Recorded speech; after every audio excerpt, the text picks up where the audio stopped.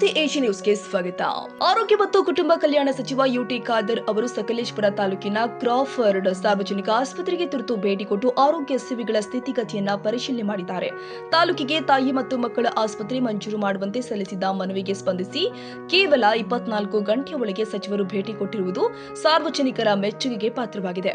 ಆಸ್ಪತ್ರೆಗೆ ಭೇಟಿ ಕೊಟ್ಟ ಸಚಿವರಿಗೆ ಮಲೆನಾಡು ಪ್ರದೇಶವಾದ ಸಕಲೇಶಪುರ ತಾಲೂಕಿನ ಆರೋಗ್ಯ ಕ್ಷೇತ್ರವಾದ ಸುಧಾರಣೆಗಾಗಿ ಸಾರ್ವಜನಿಕರು ಹಾಗೂ ಜನಪ್ರತಿನಿಧಿಗಳು ವಿವಿಧ ಬೇಡಿಕೆಗಳ ಮನವಿ ಪತ್ರ ಸಲ್ಲಿಸಿದ್ದಾರೆ. ಪ್ರತಿ ಹೋಬಳಿಗೆ ಒಂದು ಆಂಬ್ಯುಲೆನ್ಸ್ ಒದಗಿಸುವುದು, ಪ್ರಾಥಮಿಕ ಆರೋಗ್ಯ ಕೇಂದ್ರಗಳಲ್ಲಿನ ಖಾಲಿ ವೈದ್ಯರ ಹುದ್ದೆಗಳನ್ನು ಭರ್ತಿ ಮಾಡುವುದು, ಆಸ್ಪತ್ರೆಗಳ ಅಭಿವೃದ್ಧಿ ಕಾಮಗಾರಿಗಳನ್ನು ಕೈಗೊಳ್ಳುವುದು, ಹಾಗೆಯೇ ರೋಗಿಗಳಿಗೆ ಸಕಾಲದಲ್ಲಿ ಉಚಿತ ಔಷಧಿ ವಿತರಣೆ ಸೇರಿ ಹಲವು ಬೇಡಿಕೆಗಳನ್ನು ಮನವಿಯಲ್ಲಿ ಪ್ರಸ್ತಾಪ ಮಾಡಲಾಗಿದೆ. ಮನವಿಯನ್ನು ಸ್ವೀಕರಿಸಿದ ಸಚಿವ ಯುಟಿ ಖಾದರ್ ಆಸ್ಪತ್ರೆಯ ಆವರಣವನ್ನ ವೀಕ್ಷಿಸಿ ಸಕಲೇಶಪುರ ತಾಲೂಕಿಗೆ ಶೀಘ್ರದಲ್ಲೇ ಸುಸಜ್ಜಿತ ತಾಯಿ ಮತ್ತು ಮಕ್ಕಳ ಆಸ್ಪತ್ರೆ ಮಂಜೂರು ಮಾಡುವುದಾಗಿ ಭರವಸೆ ಕೊಟ್ಟಿದ್ದಾರೆ. ಬಳಿಕ ಆಸ್ಪತ್ರೆಯ ಸಭಾಂಗಣದಲ್ಲಿ ನಡೆದ ಪ್ರಗತಿ ಪರಿಶೀಲನಾ ಸಭೆಯಲ್ಲಿ ವೈದ್ಯರ ಕೊರತೆ, ನರ್ಸ್ ಹಾಗೂ ಡಿ ಗ್ರೂಪ್ ಸಿಬ್ಬಂದಿಗಳ ಅಭಾವ ಸೇರಿ ವಿವಿಧ ಸಮಸ್ಯೆಗಳ ಕುರಿತು ಅಧಿಕಾರಿಗಳೊಂದಿಗೆ ಚರ್ಚೆ ಮಾಡಿದ್ದಾರೆ. ಸಾರ್ವಜನಿಕ ಆಸ್ಪತ್ರೆಯಲ್ಲಿ ಕಂಡುಬಂದಿರುವ ನ್ಯೂನತೆಗಳನ್ನು ತಕ್ಷಣ ಸರಿಪಡಿಸಿ ರೋಗಿಗಳಿಗೆ ಯಾವುದೇ ತೊಂದರೆಯಾಗದಂತೆ ಗುಣಮಟ್ಟದ ಆರೋಗ್ಯ ಸೇವೆ ಒದಗಿಸಲು ಅಧಿಕಾರಿಗಳಿಗೆ ಕಟ್ಟುನಿಟ್ಟಿನ ಸೂಚನೆ ಕೊಟ್ಟಿದ್ದಾರೆ.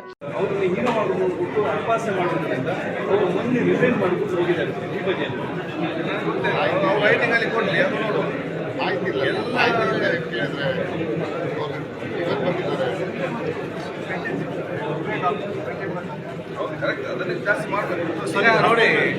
ಒಬ್ಬರಾದ್ರೂ ಕೂಡ ಪಾಪ 24 ಗಂಟೆ ಐಸಿಯು ಅಲ್ಲಿ ಕ್ಯಾಶುಯಾಲಿಟಿ ವಾರ್ಡ್ನಲ್ಲಿ ಕ್ಯಾಶುಯಲ್ ಡಾಕ್ಟರ್ ಕೂಡ ಇಲ್ಲ ಇದರಲ್ಲಿ.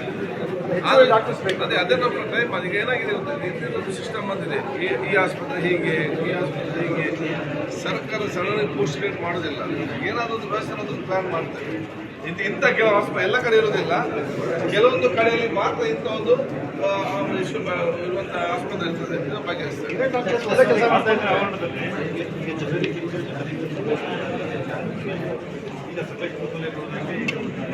ಈಗ ಬಹುಶಃ ಇವತ್ತು ನಮ್ಮ ಸಕಲೇಶಪುರದ ತಾಲೂಕು ಆಸ್ಪತ್ರೆ ಇದಕ್ಕೆ ಒಂದು ಇತಿಹಾಸ ಇದೆ. ಇಲ್ಲಿ ಬಂದು ನಾವು ಇವತ್ತು ಪ್ರಗತಿ ಪರಿಶೀಲನೆ ಮಾಡಿದ್ದೇವೆ. ಬಹುತೇಕ ಒಂದು ಅತ್ಯುತ್ತಮವಾದ ಆಸ್ಪತ್ರೆ ಆಗಿದೆ ಅಂತ ಬಹಳ ಹೆಮ್ಮೆ ನನಗೆ ಎನಿಸ್ತದೆ. ಯಾಕಂತೇಳಿ ಸುಮಾರು 80-85 ಇವತ್ತು ಡೆಲಿವರಿಗಳು, ಇವತ್ತು 110ಕ್ಕಿಂತ ಜಾಸ್ತಿ ಇವತ್ತು ಆಪರೇಷನ್ ಆಗುವಂಥದ್ದು ಎಲ್ಲ ಕೇಸ್ಗಳು, ಮತ್ತು ಬೆಡ್ ಕೂಡ ಇವತ್ತು 100 ಬೆಡ್ ಇದ್ದರೂ ಕೂಡ 110-115 ಆವ್ರೇಜ್ ಪೇಷಂಟ್ಗಳು ಇರುವಂಥದ್ದು. ಇದೆಲ್ಲ ಕೂಡ ಒಂದು ರೀತಿಯಿಂದ ಇವತ್ತು ಒಂದು ಉತ್ತಮವಾದ ಒಂದು ಆಸ್ಪತ್ರೆ. ಈ ಆಸ್ಪತ್ರೆಯಲ್ಲಿ ಇನ್ನಷ್ಟು ಅತ್ಯುತ್ತಮವಾಗಿ ಸೇವೆ ಇವತ್ತು ತರುವಂಥದ್ದು ಮತ್ತು ಜನರನ್ನು ಮತ್ತು ಆಸ್ಪತ್ರೆ ಇನ್ನಷ್ಟು ಹತ್ತಿರಗೊಳಿಸುವಂಥದ್ದು. ಜನರಿಗಿರುವಂಥ ಕೆಲವು ಸಣ್ಣ ಪುಟ್ಟ ವೆಚ್ಚ ನೋವು ಏನಿದೆಯಾ ಅದನ್ನೆಲ್ಲ ಹೇಗೆ ಬಗೆಹರಿಸಬೇಕಂತ ಅವ್ರಿಗೆ ನಾವು ಭಾಳ ಸ್ಪಷ್ಟವಾಗಿ ನಾವು ಇವತ್ತು ಹೇಳಿದ್ದೇವೆ. ಅದಕ್ಕಾಗಿ ನಾವೊಂದು ಕುಟುಂಬದ ರೀತಿ ನಾವು ಕೆಲಸ ಮಾಡಿಕೊಂಡು, ಅದು ಜನಪ್ರತಿನಿಧಿಗಳು, ಆರೋಗ್ಯ ಇಲಾಖೆಯ ಡಾಕ್ಟರಿಂದ ಸಿಬ್ಬಂದಿ, ಡಿ ಗ್ರೂಪ್ ನೌಕರವರೆಗೂ ಕೂಡ ಕುಟುಂಬದ ರೀತಿ ಕೆಲಸ ಮಾಡಿಕೊಂಡು ನಾವು ಜನರ ಸೇವೆ ಮಾಡಲಿಕ್ಕೆ ನಾವೆಲ್ಲರೂ ಕೂಡ ಸೂಚಿಸಿದ್ದೇವೆ. ಜನರು ಕೂಡ ಇದು ನಮ್ಮ ಊರ ಗೌರವದ ಒಂದು ಆಸ್ಪತ್ರೆ, ಇದು ನಮ್ಮವರೇ ಡಾಕ್ಟರ್, ನಮ್ಮವರೇ ಸ್ಟಾಫ್ ಅಂತ ಆ ಒಂದು ಹೆಮ್ಮೆಯಿಂದ ಬಹುಶಃ ಅವರು ಕೂಡ ಇದನ್ನು ಅರ್ಥ ಮಾಡಿಕೊಂಡು ಚರ್ಚೆ ಮಾಡಿಕೊಂಡು ಅವರಿಂದ ಆಗುವ ಸಹಕಾರವನ್ನು ಈ ಹಾಸ್ಪಿಟ್ಲಿಗೆ ಕೊಡಲಿಕ್ಕೆ, ಅದು ಆ್ಯಂಬುಲೆನ್ಸ್ಗೆ ಬೇರೆ ಬೇರೆ ಸಮಸ್ಯೆಗಳಿದೆ. ಇದೆಲ್ಲ ಕೂಡ ಇಷ್ಟು ದೊಡ್ಡ ಆಸ್ಪತ್ರೆಯಲ್ಲಿ ಈ ರೀತಿ ಚೆನ್ನಾಗಿ ನಡೆಯುವಾಗ ಈ ಸಣ್ಣ ವಿಚಾರ ಬಗೆಹರಿಸಿದರೆ ಬಹುಶಃ ಊರೆಲ್ಲರೂ ಕೂಡ ಖುಷಿ ಪಡ್ತಾರೆ. ಅದು ಯಾವ ರೀತಿ ಅದನ್ನು ಮಾಡಬೇಕಂತೆಲ್ಲ ಭಾಳ ಸ್ಪಷ್ಟವಾಗಿ ನಾವು ಇವತ್ತು ಹೇಳಿದ್ದೇವೆ. ಮತ್ತು ನಮ್ಮ ವೈದ್ಯರು ಏನು ಇವತ್ತು ನಮ್ಮ ಕೆಲವೊಂದು ಕೊರತೆ PS ಏನಿದೆಯಾ ಅದನ್ನೆಲ್ಲ ನೇಮಕಾತಿ ಮಾಡಿ ವಿವಿಧವಾದ ನಾವೊಂದು ಪ್ಲ್ಯಾನನ್ನು ಕೂಡ ನಾವು ಇವತ್ತು ಮಾಡಿದ್ದೇವೆ. ಅದಕ್ಕೆ ನಮ್ಮ ಉದ್ದೇಶ ನಮ್ಮ ಎಲ್ಲ ಆರೋಗ್ಯ ಇಲಾಖೆಯೆಲ್ಲ ಒಗ್ಗಟ್ಟಾಗಿ, ಊರವರು ಒಗ್ಗಟ್ಟಾಗಿ ಯಾರಿಗೆ ಇವತ್ತು ಅತಿ ಅಗತ್ಯ ಸೇವೆ ಇಲ್ಲಿಗೆ ಬರ್ತಾರ ಉತ್ತಮವಾದ ಸೇವೆ ಮಾಡಬೇಕಂತ ಸೂಚಿಸ್ತೇನೆ. ಯಾಕೆಂದರೆ ಈಗಾಗಲೇ ಇದು ಮಲೆನಾಡು ಪ್ರದೇಶ ಆದರೂ ಕೂಡ ಬಹಳಷ್ಟು ದೂರ ಆದರೂ ಕೂಡ ಇವತ್ತು ತಿಂಗಳಿಗೆ 80-85 ತಿಂಗಳಿಗೆ ಇವತ್ತು ಆಗ್ತದೆ. ಅದಕ್ಕಾಗಿ ಇಲ್ಲಿ ನಿಯಮ ಏನಿದೆ ಅಂತ ಹೇಳಿದರೆ ಕನಿಷ್ಠ 100 ಆಗಬೇಕಂತ ನಿಯಮ ಇದೆ. ಆದರೆ ಇಲ್ಲಿ ಬರೀ ಒಂದು 10% ಕಡಿಮೆ ಆಗುವಂಥದ್ದು. ಅದಕ್ಕೆ ಕಾರಣಗಳು ಭಾಳಷ್ಟು ಇದೆ. ಏನಾದರೂ ಇಲ್ಲಿ MCH ಚೆನ್ನಾಗಿ ಮಾಡಿದರೆ ಇಲ್ಲಿ ಜಾಸ್ತಿ 200ಕ್ಕಿಂತ ಜಾಸ್ತಿ ಆಗುವಂಥ ಅವಕಾಶ ಕೂಡ ಇಲ್ಲಿ ಇರ್ತದೆ. ಯಾಕೆ ಎಲ್ಲ ಕಡೆ ಇಲ್ಲಿಗೆ ಬರ್ತಾರೆ. ಇದನ್ನು ನಾನು ಬಹುಶಃ ಅಧಿಕಾರಿ ಜೊತೆ ಮಾತಾಡಿಕೊಂಡು ಯಾವುದೊಂದು ರೀತಿಯಿಂದ ಇದನ್ನು ನಾನು ಇಲ್ಲಿ ಒಪ್ಪಿಗೆ ಕೊಡುವಂಥದ್ದು. ಆಗದಿದ್ದರೆ ನಾನು ಖುದ್ದು ಕೇಂದ್ರಕ್ಕೆ ಹೋಗಿ ಅಲ್ಲಿ ಅಧಿಕಾರಿ ಜೊತೆ ಮಾತಾಡಿಕೊಂಡು ವಿಶೇಷವಾಗಿ ಅದನ್ನು ಬಿಡುಗಡೆ ಮಾಡಲಿಕ್ಕೆ ಎಲ್ಲ ಪ್ರಾಣಿಗಳ ಪರ ಖಂಡಿತವಾಗಿ ನಾನು ಇವತ್ತು ಮಾಡ್ತೇನೆ. ಸಂಸದ ಮತ್ತು ಶಾಸಕ ಅದರ ಬಗ್ಗೆ ಬಹಳಷ್ಟು ಅದರ ಬಗ್ಗೆ ನನಗೆ ಈಗಾಗಲೇ ಕೇಳಿಕೊಂಡಿದ್ದಾರೆ, ಊರವರು ಕೂಡ ಕೇಳಿಕೊಂಡಿದ್ದಾರೆ. ಅದೊಂದು ಕೊಟ್ಟರೆ ನಮಗೆ ಒತ್ತಡಗಳು ಕಡಿಮೆ ಆಗ್ತದೆ. ಅಲ್ಲಿ ನರ್ಸ್ ಮತ್ತು ಡಾಕ್ಟರ್ ಸಪ್ರೇಟ್ ಸಿಗ್ತಾರೆ. ಇಲ್ಲಿ OPD ಮತ್ತು ಬೇರೆ ಕೇಸ್ಗಳಿಗೆ ಸುಲಭವಾಗಿ ನಡೀತದೆ. ಸೊ ಬಹುತೇಕ ಇಲ್ಲಿ ಏನು ಒಂದು ಪ್ರೆಷರ್ ಇದೆ ಸ್ಟಾಫ್ ಮತ್ತು ನರ್ಸ್ಗಳಿಗೆ ಮತ್ತು ಡಾಕ್ಟರ್ಗಳಿಗೆ, ಅದೊಂದು 50% ಕಡಿಮೆ ಆಗ್ತದೆ. ಜನರು ಕೂಡ ಖುಷಿ ಪಡ್ತಾರೆ. ಮಲೆನಾಡು ಗುಡ್ಡ ಪ್ರದೇಶಗಳು ಇಲ್ಲಿ ಆಂಬ್ಯುಲೆನ್ಸ್ ಅವಶ್ಯಕತೆ ತೀರಾ ಇದೆ ಅಂತ ಸಾಕಷ್ಟು ವರ್ಷಗಳಿಂದ ಮನವಿ ಮಾಡ್ಕೊಂಡು ಆದರೂ ಕೂಡ ಆಂಬ್ಯುಲೆನ್ಸ್ ವ್ಯವಸ್ಥೆ ಆಗಿಲ್ಲ. ಈಗ ಅಲ್ಲಿ ತಾಲೂಕು ಆಸ್ಪತ್ರೆಯಲ್ಲಿ 2 ಪ್ರೈವೇಟ್ ಆಸ್ಪತ್ರೆ 2 ಆಂಬ್ಯುಲೆನ್ಸ್ ಇದೆ ಕಡಿಮೆಯಲ್ಲಿ. ಇಲ್ಲಿಂದ ಹಾಸನಕ್ಕೆ ಬರೀ 900 ರೂಪಾಯಿ ಕೊಟ್ಟರೆ ಸಾಕು. ಮತ್ತು 108 ಆಂಬ್ಯುಲೆನ್ಸ್ ಕೂಡ ಫ್ರೀಯಾಗಿ ಉಚಿತ ಒಂದು ಆಂಬ್ಯುಲೆನ್ಸ್ ಕೂಡ ಇರುವಂಥದ್ದು. ಆದ ಕಾರಣ ಸರ್ಕಾರ 108 ಆಂಬ್ಯುಲೆನ್ಸ್ ಕೊಡುವಾಗ ಅದಕ್ಕೊಂದು ನಿಯಮ ಇದೆ. ಇಷ್ಟು ಜನಸಂಖ್ಯೆಗೆಲ್ಲ ಜಾಸ್ತಿ ಕೊಡಲಿಕ್ಕೆ ಎಲ್ಲಿ ಕೂಡ ಹೋಗುವುದಿಲ್ಲ.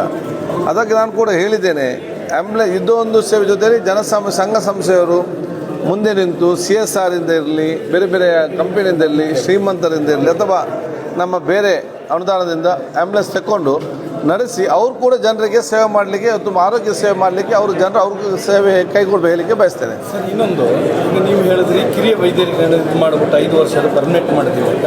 ಆದರೆ ಅದು ಐ ಆಮ್ ಪ್ಲಾನಿಂಗ್ ಇಟ್. ಸಕಲೇಶಪುರದ ಒಳಗಡೆ ನಮ್ಮ ಕ್ಲಿನಿಕಲ್ ಕೆಲಸ ಮಾಡ್ತಿದ್ದಂಥ ರತನ್ನವರಿಗೆ ಇಲ್ಲಿಯ ಹಿರಿಯ ವೈದ್ಯಾಧಿಕಾರಿಗಳು ಅವರನ್ನು ಹೀನವಾಗಿ ನೋಡಿಬಿಟ್ಟು ಅಪಹಾಸ್ಯ ಮಾಡೋದ್ರಿಂದ ಅವರು ಮೊನ್ನೆ ರಿಸೈನ್ ಮಾಡಿಬಿಟ್ಟು ಹೋಗಿದ್ದಾರೆ ಸರ್. ಈ ಬಗ್ಗೆ ಏನಾದ್ರು ನನಗೆ ಗೊತ್ತಿಲ್ಲ. ಅವ್ರು ರೈಟಿಂಗಲ್ಲಿ ಕೊಡಲಿ, ಯಾಕೋ ನೋಡುವ. ಎಲ್ಲ ಸಂಜೆ ಹೊತ್ತು ಇಷ್ಟು ಪೇಷಂಟ್ಸ್ ಇರ್ತಾರೆ, ಒಬ್ಬರೇ ಡಾಕ್ಟರ್ ಭೇಟಿ ಮಾಡೋಕ್ಕಾಗ್ತದೆ. ಹೌದು, ಕರೆಕ್ಟ್. ಅದನ್ನು ಜಾಸ್ತಿ ಮಾಡ್ಬೇಕು. ಈಗ ನೋಡಿ, ಇವರು ಒಬ್ಬರಾದರೂ ಕೂಡ ಪಾಪ 24 ಗಂಟೆ ICU ಅಲ್ಲಿ ಕ್ಯಾಶುವಲ್ ವಾರ್ಡ್ನಲ್ಲಿ ಕ್ಯಾಶುವಲ್ ಡಾಕ್ಟರ್ ಕೂಡ ಇಲ್ಲ ಇದರಲ್ಲಿ. ಅದೇ ನಮ್ಮ ಟೈಮ್. ಅದಕ್ಕೆ ಏನಾಗಿದೆ ಗೊತ್ತಾ, ಹಿಂದಿನೊಂದು ಸಿಸ್ಟಮ್ ಬಂದಿದೆ. ಈ ಆಸ್ಪತ್ರೆ ಹೀಗೆ, ಈ ಆಸ್ಪತ್ರೆ ಹೀಗೆ.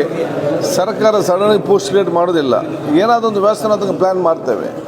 ಇಂಥ ಕೆಲವು ಎಲ್ಲ ಕಡೆ ಇರೋದಿಲ್ಲ, ಕೆಲವೊಂದು ಕಡೆಯಲ್ಲಿ ಮಾತ್ರ ಇಂಥ ಒಂದು ಇಷ್ಟು ಇರುವಂಥ ಆಸ್ಪತ್ರೆ ಇರ್ತದೆ. ಇದನ್ನು ಬಗೆಹರಿಸ್ತೇವೆ. ಈ ಸಂದರ್ಭದಲ್ಲಿ ಹಾಸನ ಲೋಕಸಭಾ ಕ್ಷೇತ್ರದ ಸಂಸದ ಶ್ರೇಯಸ್ ಪಟೇಲ್, ಸ್ಥಳೀಯ ಶಾಸಕ ಸಿಮೆಂಟ್ ಮಂಜು, ತಾಲೂಕು ಆಡಳಿತದ ಹಿರಿಯ ಅಧಿಕಾರಿಗಳು, ವೈದ್ಯಾಧಿಕಾರಿಗಳು, ಆಸ್ಪತ್ರೆಯ ಸಿಬ್ಬಂದಿ ಹಾಗೂ ನೂರಾರು ಸಾರ್ವಜನಿಕರು ಉಪಸ್ಥಿತರಿದ್ದರು. ಪರ್ವೇಜ್ ಅಹಮದ್, ಸಕಲೇಶಪುರ.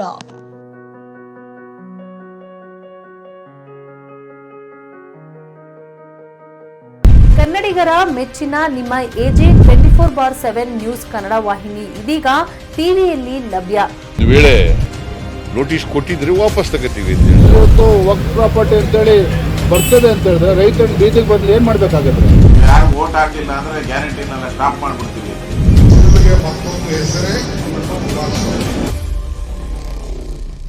ಕರ್ನಾಟಕ ಮತ್ತು ದೇಶ ವಿದೇಶ 360 ಡಿಗ್ರಿ ಸುದ್ದಿ ಹಾಗೂ ಉತ್ತರ ಕರ್ನಾಟಕ, ಬೆಳಗಾವಿ, ಬಾಗಲಕೋಟೆ, ಧಾರವಾಡ, ಹಾವೇರಿ, ಗದಗ, ಬಿಜಾಪುರ ಜಿಲ್ಲೆಯ ಕ್ಷಣ ಕ್ಷಣದ ವಿವರವನ್ನ ಪಡೆಯುವುದಕ್ಕೆ AJ 24/7 ನ್ಯೂಸ್ ಕನ್ನಡ ವಾಹಿನಿಯನ್ನ ಲೈಕ್ ಮಾಡಿ, ವಿಡಿಯೋಗಳನ್ನ ಶೇರ್ ಮಾಡಿ, ಕಮೆಂಟ್ ಮಾಡುವ ಮೂಲಕ ನಮ್ಮ ವಾಹಿನಿಗೆ ಸಹಕಾರ ನೀಡಿ ಮತ್ತು ಚಾನೆಲ್ ಅನ್ನ ಸಬ್ಸ್ಕ್ರೈಬ್ ಮಾಡಿ.